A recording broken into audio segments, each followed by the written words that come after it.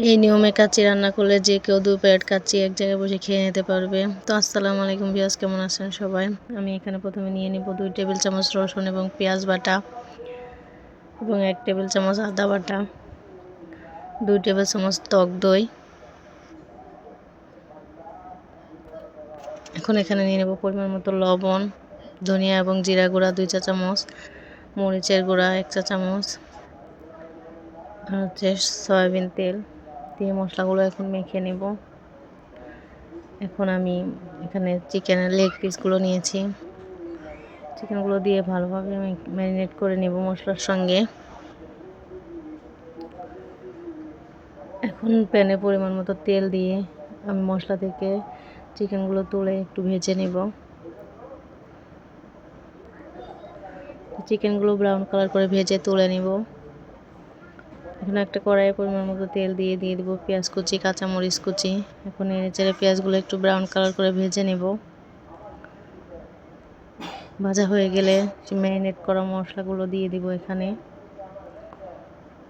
মশলাগুলো দিয়ে নেড়েচেড়ে একটু পানি দিয়ে মশলাগুলো কষিয়ে নেব। এখন পানি শুকিয়ে গেলে এখানে দিয়ে দিব রেডিমিক্স বিরিয়ানির মশলা।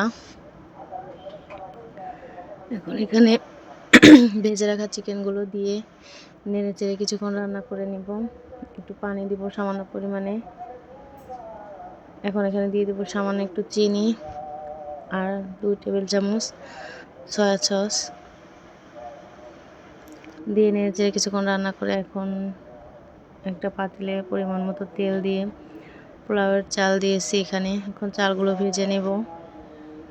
চালগুলো যত সুন্দর করে ভাজা হবে বিরিয়ানিটাও তত ঝরঝরে হবে। অপর চুলায় আমি এখানে 3 পট চাল নিয়েছি। তো 3 পট চালের জন্য আমি এখানে 5 পট পানি এবং হাফ পট দুধ নিয়েছি গরম করে।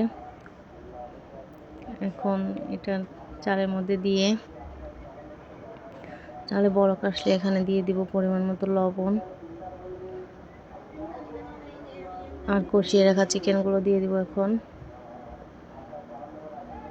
চিকেনগুলো দিয়ে নেড়েচেড়ে কিছুক্ষণ রান্না করে চাল আর পানি যখন সমান হয়ে যাবে তখন এখানে ঢাকনা দিয়ে রান্না করে নেব। তো আমার বিরিয়ানিটা প্রায় শেষ, বেরেস্তা দিয়ে নামিয়ে নেব। তো আমার ভিডিওটা ভালো লাগলে লাইক, কমেন্ট এবং সাবস্ক্রাইব করবেন প্লিজ।